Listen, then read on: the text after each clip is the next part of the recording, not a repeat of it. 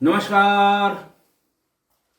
आज मैं फिर आपके सामने अपराध की एक और घटना लेकर आया हूं। आज के अपराध की घटना हालिया है और किस्सा गोई परिवार को इस नए साल यानी 2024 की अपराध की ये पहली घटना सुना रहा हूं।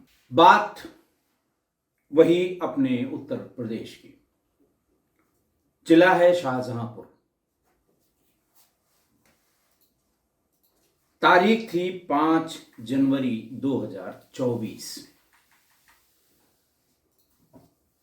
एक बाप, एक उसकी बहुत बीमार पत्नी और उसकी एक 15-16 साल की बेटी अपने बारी का इंतजार कर रहे थे एसपी शाहजहांपुर के कार्यालय में। अशोक मीना एसपी शाहजहांपुर हैं। वो अपने कार्यालय में बैठे थे। सुबह जन सुनवाई का टाइम होता है, सुबह 9:30 बजे से लेके 12 बजे तक जन सुनवाई के लिए समय निश्चित किया गया है और इस समय में अधिकारी का कार्यालय में होना जरूरी है।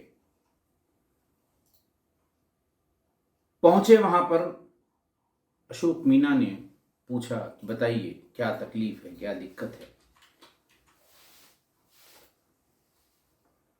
तो बाप बोला कि साहब ये मेरी बेटी है, इसकी उम्र आज 16 साल की है और गांव के ही कुछ दबंग लड़के पिछले 2 साल से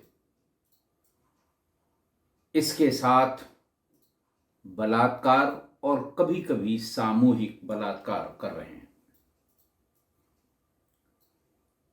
मैंने प्रधान से बात की, मैंने जिस परिवार के लड़के हैं उनके यहां जाकर उनसे बात करने की कोशिश की,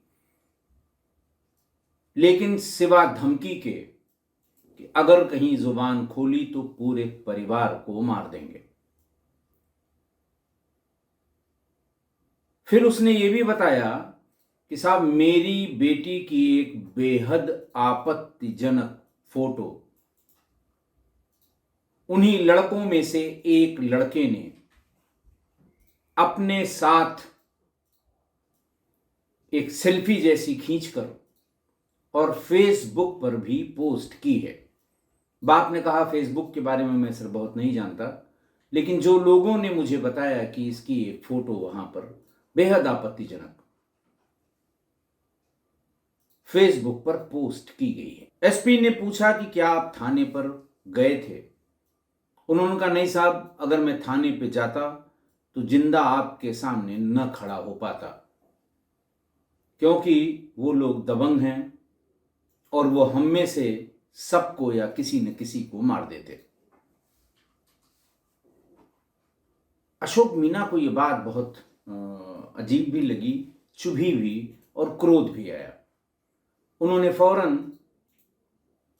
थाना मिर्जापुर के प्रभारी निरीक्षक, वहाँ मेरे समय में तो सब इंस्पेक्टर इंचार्ज हुआ करते थे, लेकिन हो सकता है अब वहाँ पर इंस्पेक्टर इंचार्ज होते हों, उनको फ़ोन किया और ये कहा कि तुम्हारे यहाँ ये गांव है। उन कहाँ साहब है। उन्होंने कहा वहाँ एक बच्ची के साथ 2 साल से दुष्कर्म हो रहा था, क्या तुम्हारे बीट के सिपाहियों ने कोई सूचना दी। थानाध्यक्ष ने कहा अगर नहीं साहब, तो ऐसा कैसे हो सकता, मैं यहाँ तैनात हूँ। और उनका अच्छा, तुम्हारे तैनाती के समय में ऐसा कुछ नहीं हो सकता। उनका रे साहब पता तो लग ही जाता, कम से कम हम अब तक मैं FIR करके वो बंद कर देता। ये भाषा है प्रभारी निरीक्षक या थानेदार की अपने कप्तान से, जब वो कहीं उससे कुछ उसको लगता है कि वो कॉर्नर हो रहा है तो वो इस तरह की भाषा का प्रयोग करते हैं। उन्होंने कहा ठीक, आप थाने पर ही रहेंगे, मैं अभी किसी को जांच के लिए भेज रहा हूं। मिर्जापुर थाना बहुत दूर का थाना है, शाहजहांपुर हेडक्वार्टर से यानी जिला मुख्यालय से वो 50, 55 या 60 किलोमीटर दूर का थाना होगा। और दूसरे सर्किल के एक सर्किल ऑफिसर को, जो उस समय किसी काम से उनके पास आए थे, उनको कहा कि आप फोर्स लेकर जाइए और इस एप्लीकेशन की जांच करके वहीं से मुझे सिर्फ 2 शब्दों में ये बताइए कि एप्लीकेशन में दिए गए आरोप सही हैं या गलत हैं, बस। और इन लोगों को, जो माँ बाप और बेटी उनके पास फरियादी के रूप में आए थे, उनको बताया कि आप लोग यहीं मेरे आगंतुक कक्ष में बैठिए। पीआरओ को बुला के ये भी बताया कि इन्हें पानी चाय पिलाते रहिए, अभी 1.5-2 घंटे में दूध का दूध पानी का पानी हो जाएगा। चूंकि इस तरह की गलत सूचनाएं या किसी को फंसाने के लिए गलत नीयत से लिखे गए प्रार्थना पत्र भी दिए जाते हैं, सबकी जानकारी में है। बड़ा दुरुपयोग होता है इस तरह के अपराधों की बात लिखकर किसी दूसरे को फंसाने के लिए। शायद अशोक मीना के दिमाग में यही रहा होगा कि पहले थोड़ी देर में ही ये लोग यहीं रहें, तभी मैं इसको पता कर लूं कि कितनी सच्चाई है। बहरहाल 1.5-2 घंटे में वो डिप्टी एसपी यानी वो सर्किल अफसर थाने पर गए। थाने से वो उस गांव में भी गए, मौके पर प्रधान को बुलवाया, परिवार के बारे में पता किया, लोगों से पूछताछ की। जिस परिवार पर आरोप था वहां भी लोगों से पूछताछ की, लेकिन उन्होंने ये नोटिस किया कि जब उस परिवार से पूछताछ करने के लिए, सिर्फ पूछताछ करने के लिए, बिना ये बताए कि उन पर आरोप क्या है, जब वो गए तो धीरे धीरे करके वो सारे परिवार के लोग वहां से खिसकने लगे। करीब आधे पौन घंटे की छोटी ऑन द स्पॉट जो जिसको कहते हैं समरी जांच करने के बाद उन्होंने वहीं से एसपी को फोन किया कि सर, घटना में 70 से 80% सच्चाई है।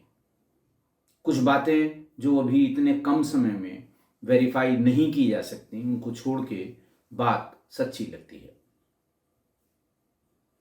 परिवार को बुलवाया उन्होंने और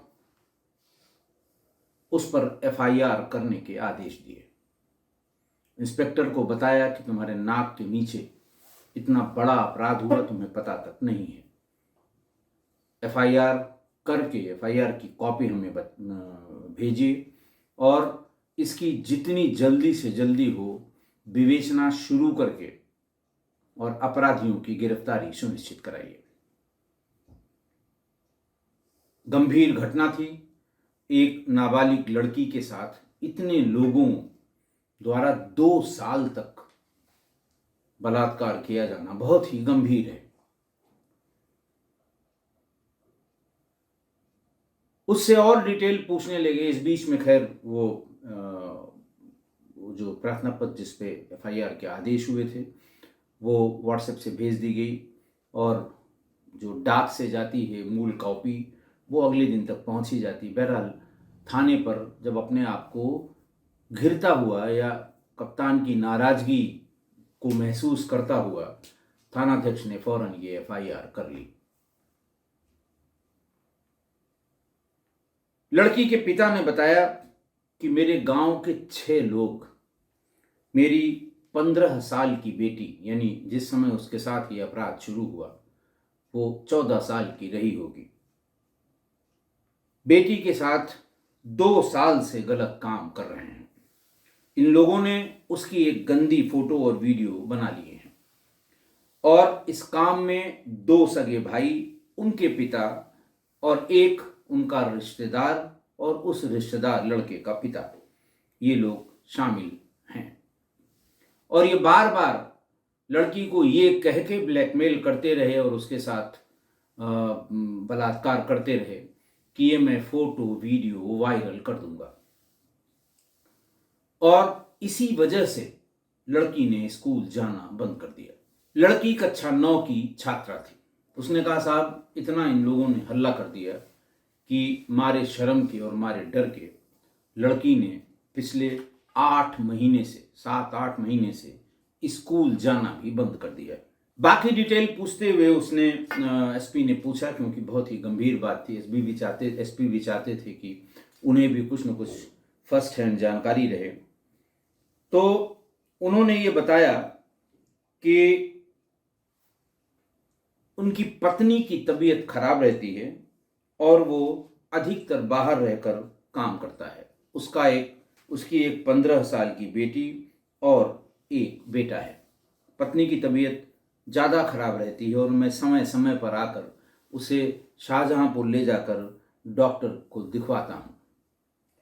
उसने कहा कि इनमें से एक आरोपी नीरज का घर मेरे घर से सटा हुआ है और नीरज और उसका एक रिश्तेदार पप्पू, गुड्डू, सत्यम और शिवम, दो सगे भाई, और अनुज, ये लोग हैं जो पिछले 2 साल से मेरी बेटी का शोषण कर रहे हैं और हमेशा ये धमकाते हैं कि अगर कहीं बताया तो मार देंगे और तुम्हारी ये फोटो सोशल मीडिया पर वायरल कर देंगे।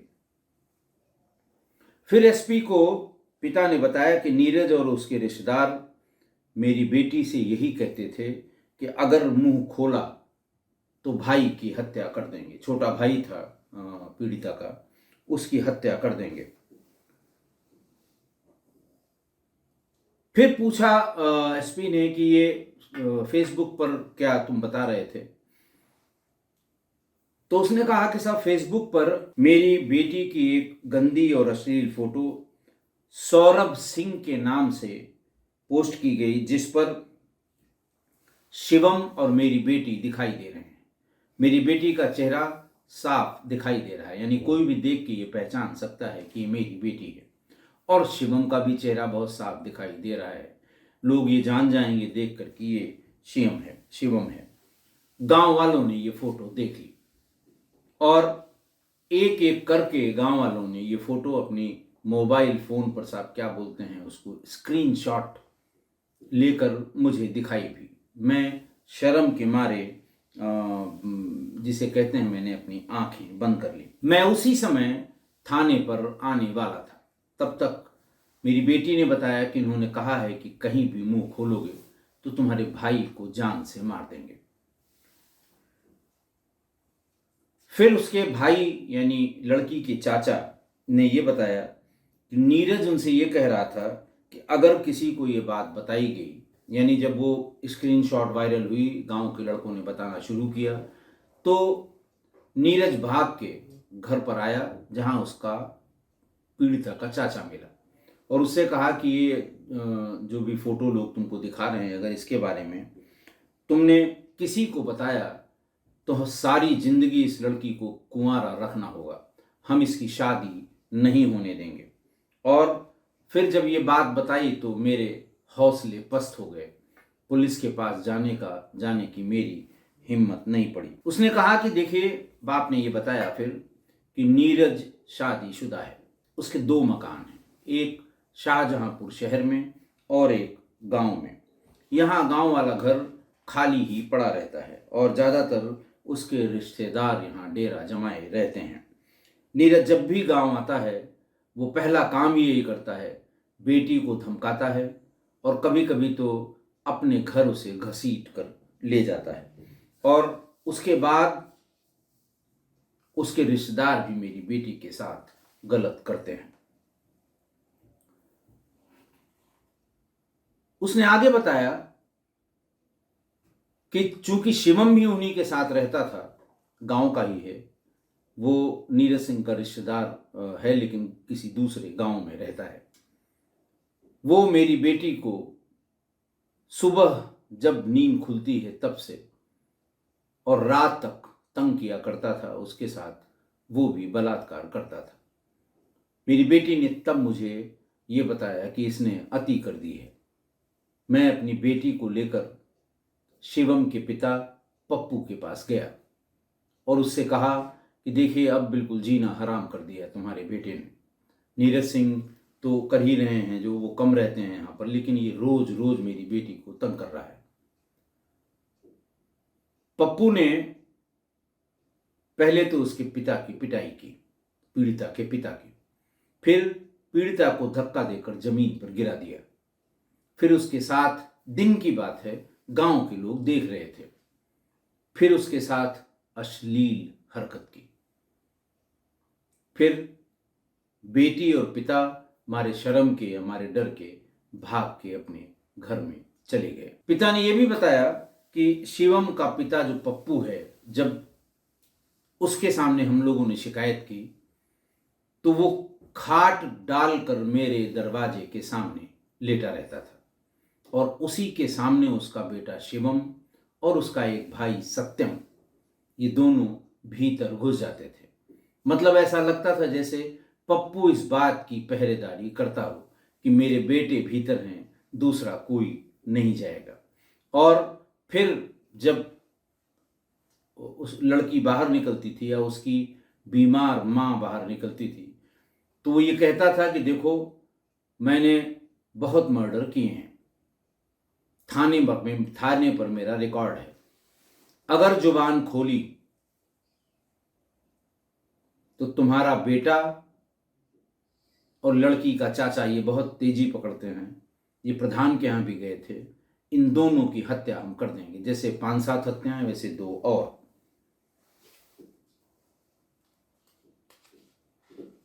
जैसे ही एफआईआर करने के बाद व्हाट्सएप पर अपने एसपी को उसने भेजा, इंस्पेक्टर ने, तो उन्होंने इन लोगों को बताया कि जाइए इन 6 लोगों के खिलाफ एफआईआर दर्ज कर ली है नाबालिग के साथ दुराचार करने के मामले में।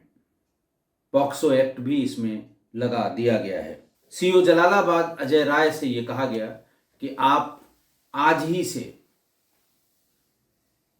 इस विवेचना का निकट पर्यवेक्षण करेंगे और जांच पड़ताल करके आरोपियों की गिरफ्तारी सुनिश्चित करेंगे।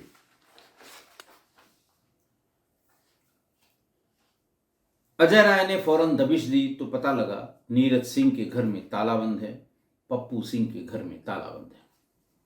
ये सभी मैं औरतों बच्चों के घर छोड़कर भाग गए हैं। आज की घटना देखिए, आज की घटना में एक नाबालिग लड़की ने गांव के या यूं कहें कि पड़ोस के रहने वाले दबंग परिवार के कई नवयुवकों पर गैंगरेप का आरोप लगाया। प्रथम दृष्टया ये लग रहा था सुनने में भी और देखने में भी कि ऐसा कैसे हो सकता है कि बाप और बेटे दोनों ही एक बच्ची का बलात्कार कर रहे हों। लेकिन जब मेडिकल रिपोर्ट आई तो ये बात आंशिक रूप से साबित हो गई।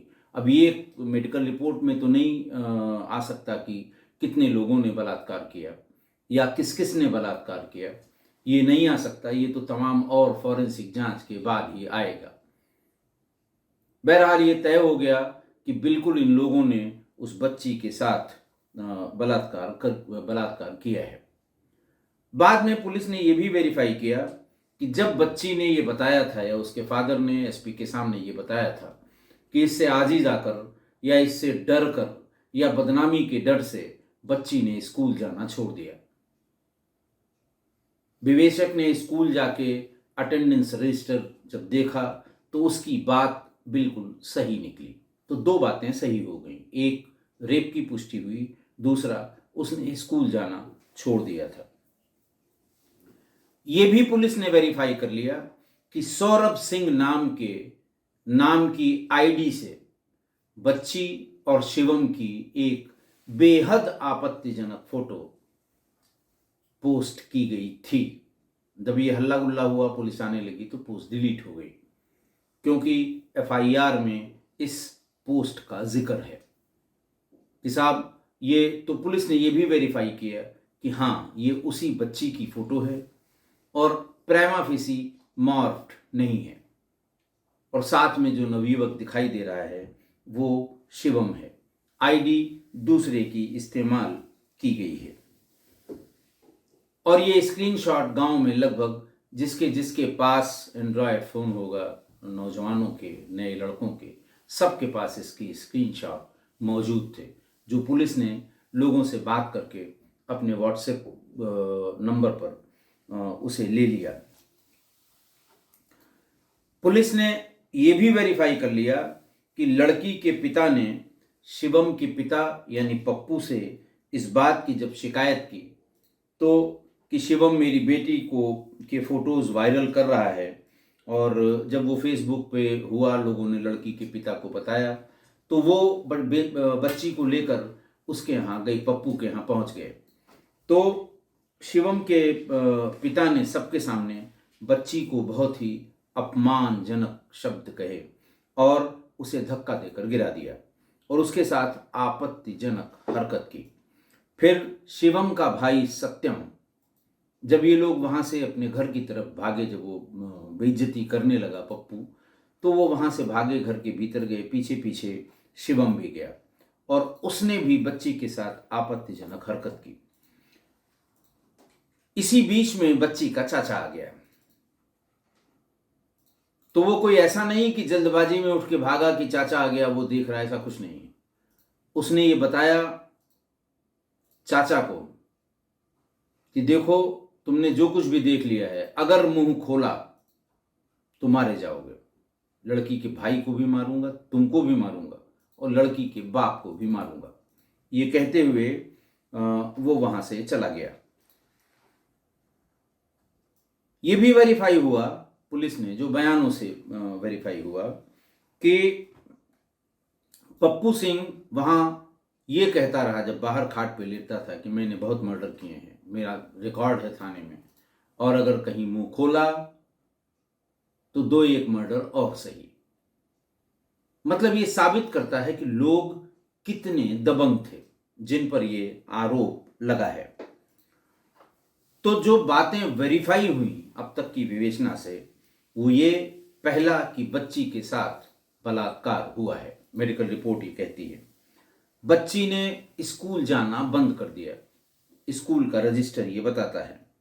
बाप ने इसका प्रतिरोध किया, ये गांव वालों ने उस दिन मौके पर सीओ को भी बताया और बाद में आईओ ने बयान में भी इस बात का जिक्र करना, क्योंकि अभी बस 4 दिन पहले की घटना है, 5 दिन, अभी विवेचना पूरी हुई नहीं है। तीसरी बात जो वेरीफाई हुई कि बाप ने प्रधान से इस सिलसिले में मदद मांगी थी, लेकिन प्रधान ने साफ मना कर दिया कि ऐसे लोग हैं कि इनकी शिकायत लेकर थाने पर जाने पर ये फिर हमें ज़्यादा परेशान करेंगे। ये भी साबित हो गया कि फेसबुक पर बच्ची की एक आपत्तिजनक फोटो, अति आपत्तिजनक फोटो शिवम के साथ वायरल की गई, सिर्फ उसको ब्लैकमेल करने के लिए। तो इतनी चीज़ें अब तक के 2-3 दिन के विवेचना में साबित हुई। अब ये साबित करना है कि नामजद इन 6 लोगों में किसने अपराध में हिस्सा लिया है और किसने अपराध को बढ़ावा दिया या उसको छिपाने की कोशिश की। तो 2 चीजें बिल्कुल साबित हो गई, एक कि अपराधी दबंग हैं और बच्ची के साथ 1 से ज़्यादा लोगों ने बलात्कार किया और उसकी ब्लैकमेल की जो उसकी धमकी है या फेसबुक पे जो पोस्ट किया है, उसके डर से, उस मजबूरी का फ़ायदा उठा के सभी ने उसके साथ गलत किया है। एक क्रांतिकारी कवि हैं, उत्तर प्रदेश के गोंडा जिले के रहने वाले, नाम है अदम गोंडवी। नई उम्र के बच्चों ने शायद न सुना हो उनको, न पढ़ा हो उनको, या न जानते हो उनको, लेकिन अदम गोंडवी जैसा दूसरा रचनाकार या कवि मैंने अपने जीवन में नहीं देखा, नहीं सुना, जो जमीन की सच्चाई को कड़वे शब्दों में कह सकता हो। एक उनकी बड़ी फेमस लाइन है, अगर कभी आपने सुनी नहीं तो गूगल करके देख लीजिएगा, कि काजू भुने हैं प्लेट में और विस्की गिलास में, उतरा है रामराज विधायक निवास में। बड़ी फेमस लाइन्स हैं, ये अदम गोंडवी ही लिख सकते थे उस जमाने में। उनके गुजरे हुए भी काफी वक्त हो गया। स्वयं वो ठाकुर थे, उच्च जाति के थे, लेकिन उन्होंने गरीबों का, निचले तबके के लोगों का या उन जातियों का जैसा सजीव चित्रण किया है, कोई दूसरा उस जमाने में नहीं कर सकता था। सवाल ही नहीं है। देखिए, उस समय सोशल मीडिया नहीं थे, व्हाट्सएप नहीं था, कोई दूसरा मंच नहीं था। वो कवि सम्मेलनों में जाया करते थे। मैंने खुद भी कवि सम्मेलनों में लखनऊ में, जब लखनऊ महोत्सव होता था, मैं सीओ हजरतगंज और एसपीसीटी हुआ था, उस समय भी मैंने कवि सम्मेलन में अदम गोंडवी को सुना था। उनकी रचनाएं, उनकी लिखी हुई रचनाएं भरी पड़ी हैं। और नई उम्र के लोगों से मैं ये जरूर कहूँगा कि एक बार उनको भी सुन के देखें, क्योंकि वो बिल्कुल खाँटी देशज, जमीन की सच्चाई जानने वाला और इस सच्चाई को अच्छी तरह समझने वाले क्रांतिकारी कवि हैं। लोग उनके बारे में, मैं टिप्पणियों में देख रहा था पहले भी, कैसा भी वामपंथी विचारधारा के हैं, इसलिए ऐसा लिखते हैं। मैं नहीं जानता कि उनका ये विचारधारा वामपंथी थी या दक्षिणपंथी थी। मैंने कभी इस पर गौर नहीं किया और न मेरा ये काम था, न मैं साहित्यकार हूं। लेकिन उस जमाने की सच्चाई का जीवंत वर्णन जितना उन्होंने किया है, किसी दूसरे कवि या रचनाकार ने नहीं किया है। और मैं चाहता हूं कि इनकी एक कविता, बहुत ही मशहूर कविता, यूट्यूब पे मुझे मिली है अदम गोंडवी की, और जो उन्होंने खुद कहीं काव्य पाठ में पढ़ी है, वो तो उसकी क्वालिटी बहुत अच्छी नहीं। उस ज़माने में बहुत अच्छे वीडियोस भी या वीडियोग्राफर्स भी नहीं थे, लेकिन आप ढूंढेंगे तो 50 वीडियोस हैं जो इस कविता को लोगों ने अपना अपना स्वर प्रदान किया है। ये कविता है चमारों की गली। इसकी एक वीडियो मैं कम्युनिटी में पोस्ट कर रहा हूं और अनुरोध है कि एक बार उसे जरूर पढ़ें और इस संशोधन के साथ पढ़ें कि उन्होंने अपने ज़माने में जिस इलाके का, गांव की जिस भाग का जिक्र किया है, चमारों की गली, उसको गरीबों की गली समझकर पढ़िए। आपको सब साफ साफ दिखेगा। ग्रामीण परिवेश में, ग्रामीण क्षेत्र में या कहीं भी गरीबों की गली में क्या गुजरती है गरीबों पर, यह आप उनको सुनेंगे तभी आप जान पाएंगे।